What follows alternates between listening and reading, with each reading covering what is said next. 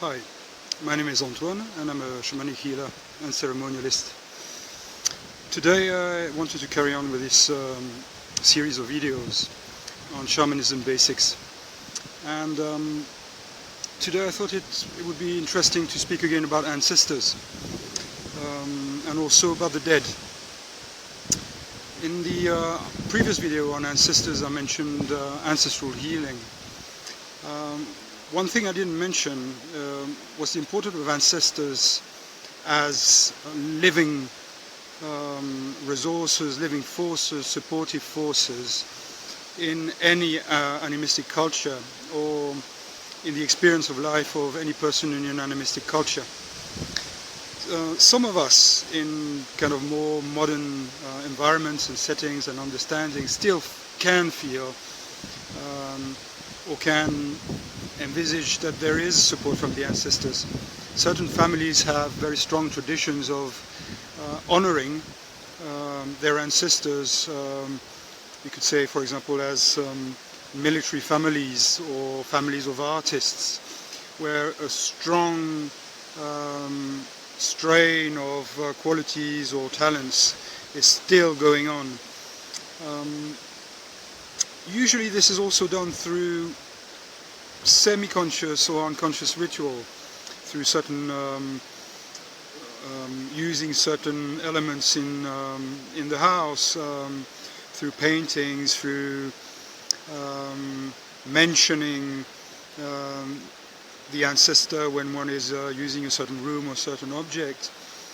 Now, in an animistic culture, and all European and all cultures around the world have been animistic at some point. So even if for you, if you are more of a European background, you might feel this is kind of really far away. But it's not that far away. And tapping into those resources, learning to re-establish contact is not a difficult thing, really.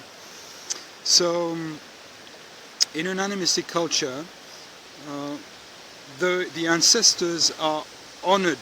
There are ceremonies, there are offerings, there are specific places, there are shrines, and you can find that again all around the world.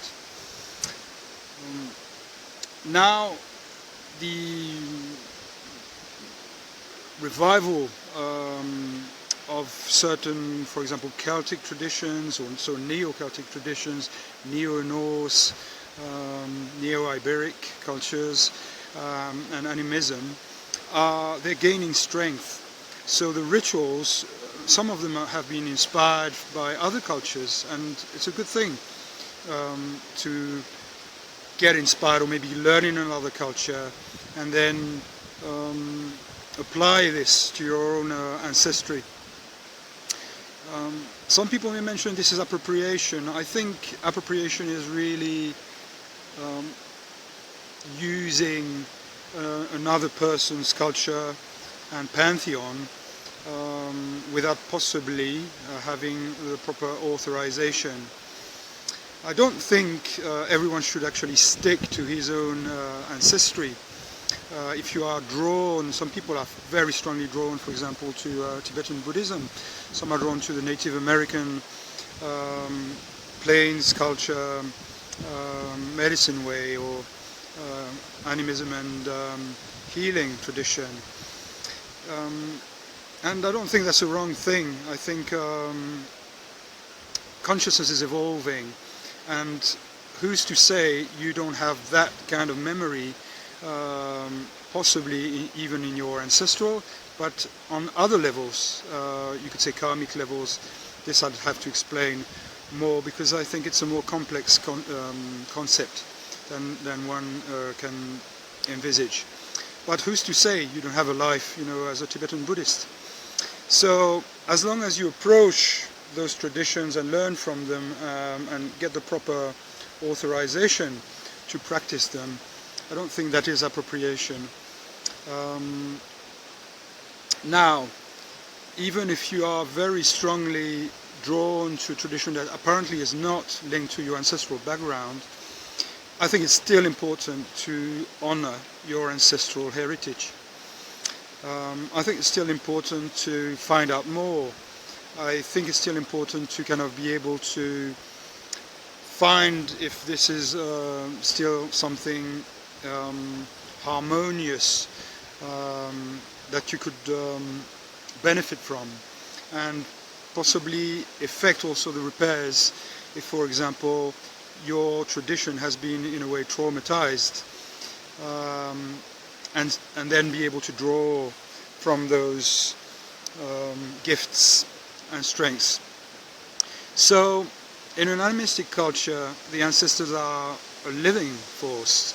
They are here on another plane, or in the spirit world, or in certain spirit worlds, depending on the traditions. So one can converse with them, and one can find counsel, all kinds of strength. On another level, those traditions know that ancestors have to be in a way made or facilitated. If you're a very wise person, someone who's kind of dealt with a lot of his own contractions, wounds, disruptions, when you die, there's probably very little you're going to have to do for your consciousness to kind of leave your body, separate from all the identifications you might have. Now, if you've left it all until your dying day, then you're going to have a lot to go through on the other side. You're going to have to undo quite a lot of your attachments, find healing, really. Maybe if you've also been very disruptive to another person's life, you may have to find ways to effect some form of repair, and that is usually done with the help of the living. So you don't just jump from a living person into ancestry, really. What you are actually doing is you are going through your death process and kind of getting rid of all those old jackets and emotional kind of clothing, the way you also identify to different things, even to your personality as it is currently, to your body, of course, which is one of the first things. So now many cultures have ways of facilitating this, of making sure the consciousness of the dying person is helped through this process, or at least that is the process is happening in a proper way. So this is why we had wakes, this is why we had 30, 40 days, you might have another ceremony afterwards. This is still happening in many traditions. This is why you have prayers, this is why you have, or you used to have, religious specialists to make sure things are happening properly. So when this is done and the person actually can transition, you could say, in many cultures, you could say they go back to the ancestors. I think that is correct. In my experience, it's not quite linear in that way. This is a huge, this is a huge question. But if you want to take it from another angle, some people may say, "But well, if there is reincarnation," which is my experience from working in those states and from personal experience of certain states. How can you also have ancestors in a kind of ancestral place giving you advice or whatever they're doing for you? Well, if you look at it from a linear point of view, that is not possible. But that consciousness may be also going through another life and experiencing other things, possibly in a completely different ancestral line. But at the same time, this is kind of a more fractal and holographic experience. There is also an ancestral consciousness And in that ancestral consciousness, global ancestral consciousness, your ancestors, even as individuals, can be accessed, some of them.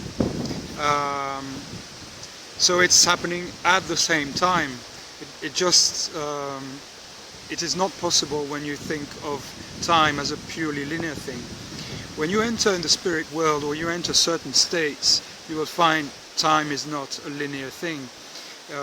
It's from all directions, really, or it's even the words fail to convey this.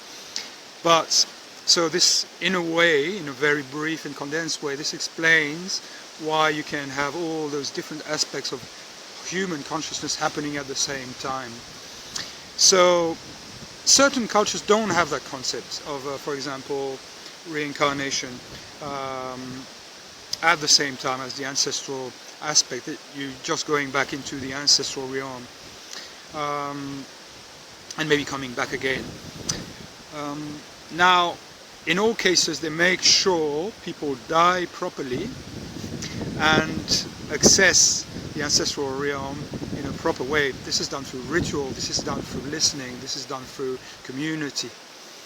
So I'll come back on the second part of the video, to how this is relevant for us.